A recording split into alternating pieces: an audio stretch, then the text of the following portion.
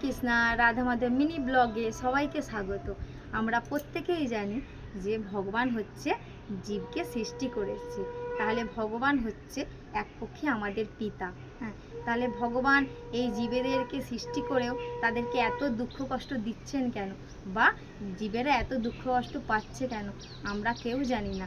কারণ হচ্ছে কৃষ্ণ ভুলি সেই জীব অনাদি বহির্মুখ, অতএব মায়া তারে দায় সংসার দুঃখ। এই জড়জগৎ হচ্ছে দুঃখালয়।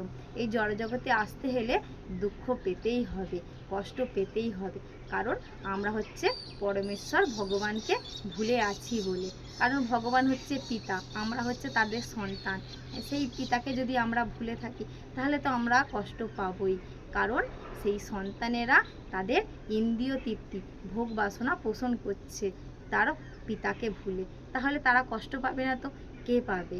যারা ভগবানকে মনে রাখবে তারা কোনোদিনও কষ্ট পাবে না, তাদের কোনোদিনও দুঃখ জ্বালা যন্ত্রণা কিছুই আসবে না, কোনো তিতা ক্লেশের মধ্যে তারা ভুগবে না। হরে কৃষ্ণ।